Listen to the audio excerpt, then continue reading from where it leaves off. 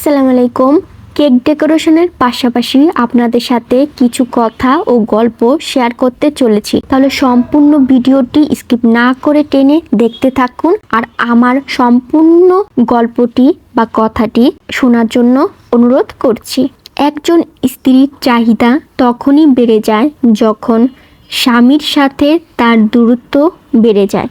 তখন সে গহনা, শাড়ি, দামি জিনিস এসবের প্রতি ভালোবাসা খুঁজে পায়। স্ত্রী হলো মাটির মতো আর ভালোবাসা হলো জল। আপনি দুটোকে একসাথে মিশিয়ে ইচ্ছে মতো আকৃতি দিতে পারবেন। আপনার স্ত্রী কখনোই আপনার কাছে লক্ষ টাকা দামের জিনিস চাইবে না। যদি আপনি মাঝে মধ্যে স্ত্রীকে নিয়ে রাস্তার পাশে 30 টাকার দামের ফুচকা খান, আপনার স্ত্রী কখনোই আপনাকে বলবে না আমাকে দামি গাড়ি কিনে দাও। যদি আপনি মাঝে মধ্যে স্ত্রীকে নিয়ে হুট খোলা রিকশায় এই শহরটা একটু ঘুরে বেড়ান, পুরো সংসারের কাজ করার পরেও আপনার স্ত্রী বলবে না আমার কষ্ট হচ্ছে। যদি আপনি আপনার স্ত্রীকে ভালোবেসে কপালে একটা চুমু খান, তার কাজে একটু হাত বাড়ান এবং বলেন সারাদিন অনেক করেছো। ভালোবাসা তো শুধু দামি জিনিসের মধ্যেই লুকিয়ে থাকে না। মাঝে মধ্যে ভালোবাসা 15 টাকা দামের গোলাপ আর রাস্তার পাশে বিক্রি হওয়া 30 টাকা দামের কাচের চুরির মধ্যেও লুকিয়ে থাকে। কেয়ার থাকলে সংসার যুদ্ধক্ষেত্র না হয়ে হবে স্বর্গ। তাই তো নিজের স্ত্রীকে উত্তম ভালোবাসাটা দিন। ভালোবাসার অপর নাম ভালো রাখা বা ভালো থাকা, যা প্রত্যেকটা স্ত্রী থাকতে চায় আর প্রত্যেকটা স্বামীরই করণীয় ভালো রাখা। কথাই আছে নিজে ভালো তো জগৎ ভালো। নিজে যেমন আপনার স্ত্রীও হবে তেমন। আপনি যদি বদমেজাজি হন, স্ত্রীও দেখবেন আপনি 10 দিন বললে একদিন না একদিন সেও ঠিক হয়েই যাবে বদমেজাজি। মুখে সাথে মুখ মিলালে কথায় কথা বাড়ে। আমার আম্মু সবসময় একটা কথাই বলে যে আগুন আর মোম যদি পাশাপাশি থাকে গলবেই। একজন নরম হলে আরেকজন শক্ত থাকলে সম্পর্কটা ভালো থাকে। আর যদি দুজনেই শক্তিশালী থাকে, দুজনেই ঝগড়া করে, তাহলে দেখা যাবে ঝগড়াতে ঘর মনে হবে।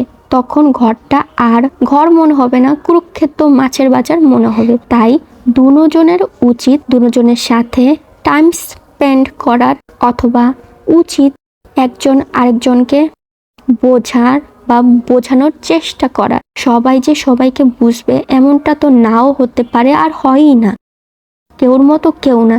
তাই উচিত একজন যদি রেগে যায় আরেকজনের অবশ্যই চুপ থাকার বা চুপচাপ প্রাধান্য দেওয়ার। অন্যজনকে তার কথাগুলো অযৌক্তিক মনে হলো যদি মুগ্ধ হয়ে একজন স্বামী শুনে, তাহলে কিন্তু দেখা যাবে অধিকাংশ সময় যে এই লোকটা তো আমাকে আর কি গুরুত্ব দিচ্ছে, আলহামদুলিল্লাহ দেখা যাচ্ছে আমার কথাগুলো অযৌক্তিক বা আমি একা একাই চুপ হয়ে কি আর বলবো, একা একাই কথা যতই বলি না কেন লোকটা দেখি চুপচাপ আমার কথা শুনছে। তখন দেখা যাবে যে সম্পর্কটা আরও বেশি স্ট্রং হয়, জাস্ট গুরুত্ব দেওয়ার জন্য, শুধুমাত্র কথা শোনার জন্যই আর আপনার এই ধৈর্যশীলতার জন্য। একটা রীতিমতো একটা সেনাবাহিনীর একটা ভিডিও দেখলাম, ভাইরাল হয়েছে, যে সেনাবাহিনীটা তার ধৈর্যশীলতার জন্য সে নাকি পুরস্কৃত হয়েছে। তো একটা সেনাবাহিনীর পদের থেকে একজন সেনাবাহিনীর চুপ থেকে একটা নারীকে প্রাধান্য দিচ্ছে, এর চাইতে বড় আসল পুরুষ আর কি বা হতে পারে।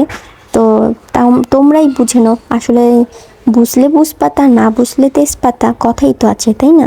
আর শিক্ষিত মানুষকে কোনো কিছু দেখাতে শোনাতে হয় না। আমার আম্মু বলে যার বোঝার সে এমনিতে করলেই বুঝে যাবে, আর যার না বুঝার তাকে হাজারো ইতিহাস রচনা লিখে দিলেও সে বুঝবে না। সো এটাই হয়তোবা শিক্ষার গুণ, শিক্ষিত মানুষের গুণ। সাধারণত কিছু কিছু মানুষ আছে, যেমন ছেলে মানুষ, এরা কিন্তু একটা ইন্সপায়ার আর কি ছেলেদের জন্য। সো তাদের জন্য আসলে এটাই ইন্সপায়ারের ব্যাপার যে একটা সেনাবাহিনী হয়ে যদি এত ধৈর্যশীল হতে পারে, তাহলে সাধারণ ছেলেরা এত হাউমাউ পশুর মতন আচরণ কেনই বা করবে, তাই না?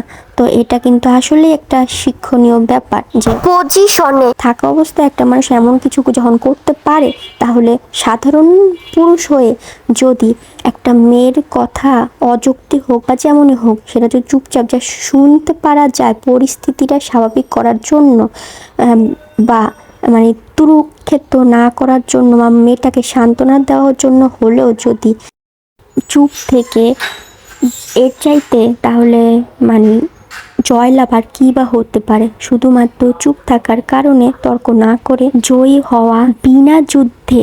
আরেকটা হুজুরের, পরিচিত হুজুর সকলের, এই হুজুরটাও ভাইরাল, কিন্তু আমি আর কি তার নামটা ঠিক খেয়াল আসছে না।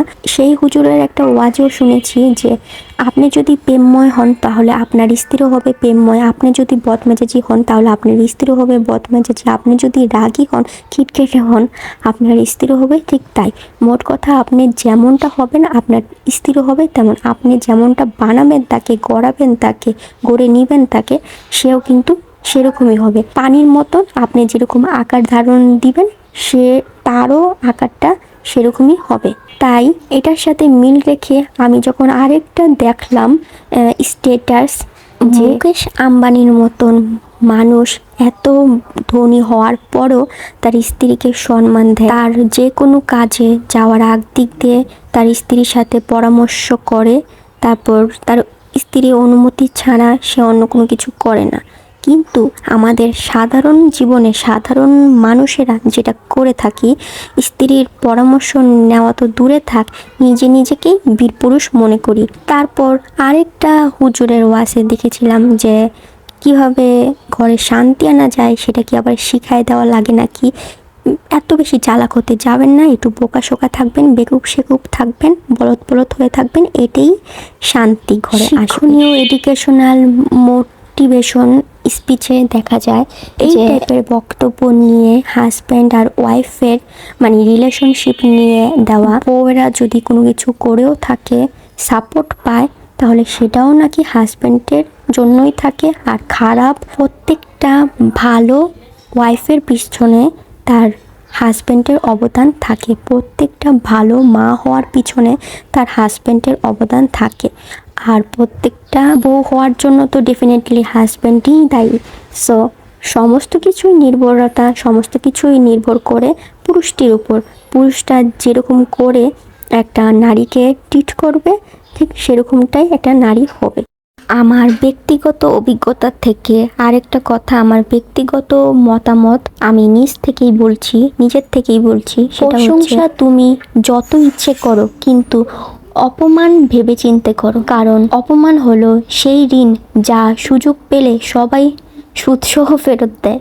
বিয়ের বহু বছর পরেও যখন কোনো মেয়েকে দেখবেন শিশুর মতন সরলভাবে পান খুলে হাসছে, প্রজাপতির মতো রঙিন হতে, পাখির মতো ডানা ঝাপটাতে, মন মতো কাপড় পরে ইচ্ছা মতন ঘুরতে, নিজের স্বপ্নের ডিগ্রি নিতে বা চাকরি করতে, তার প্রায়োরিটি লাইফ স্টাইল রুচি রাতারাতি বদলে না যেতে, ধরে নিতে পারেন যে অনেক অপেক্ষার পরে সে একজন স্ট্রং মাইন্ড সেটের পুরুষ পেয়েছে, যে জানে সে বিয়ে করেছে আরেকটা মানুষকে, মতামত দেওয়ার রাইট আছে, শখ আহ্লাদ পূরণ করার স্বপ্ন আছে।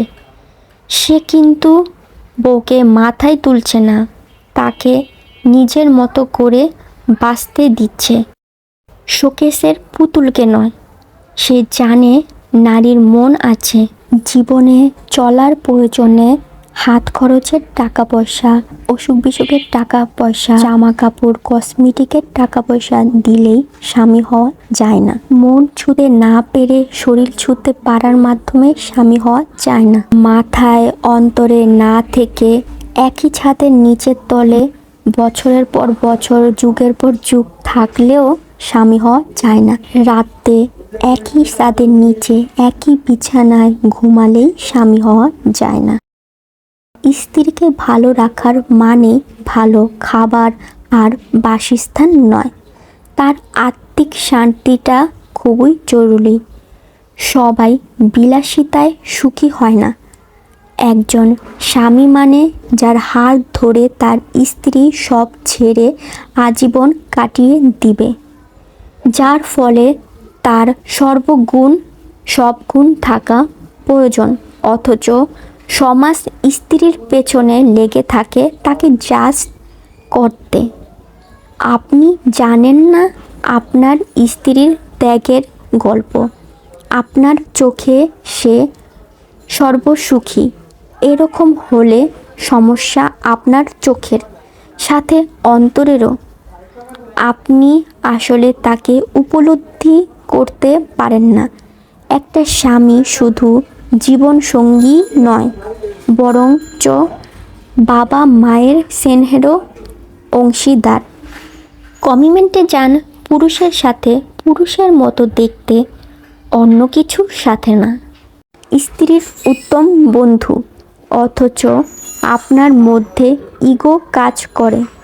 স্ত্রীর উপদেশ যদি শুনতে শরীর জ্বলে, তাহলে বুঝে নিন শয়তান আপনাকে অহংকারে কাবু করে ফেলেছে। স্ত্রীকে প্রশংসা করা, স্ত্রীকে তেল দিয়ে চলাটা যদি আপনার কাছে প্রেমিক হওয়াটা ও স্ত্রীকে তেল দিয়ে চলাটা যদি আপনার কাছে অত্যাধিক অসহ্য মনে হয়, তবে সেখানেও বুঝে নেবেন শয়তান আপনাকে অহংকারে কাবু করে ফেলেছে। স্ত্রীর প্রতি যেমন স্বামীর কৃতিত্ব রয়েছে, তদ্রূপ স্বামীর প্রতিও স্ত্রীর পূর্ণ হক রয়েছে।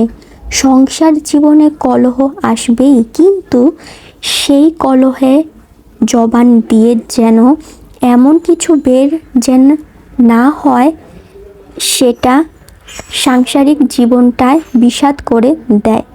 উত্তম পুরুষ তো সেই যে কোনো পরিস্থিতিতে রাগের মাথায়ও একজন মেয়ের সাথে সম্মানের সহিত কথা বলবে। সেই হচ্ছে ইসলামে আল্লাহর কাছেও উত্তম পুরুষ।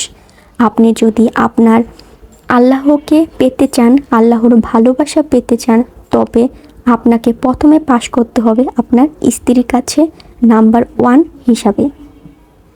জীবন কেটে যাবে, কিন্তু জবানের কষ্টের ঘা কোনো মলমই শুকাবে না।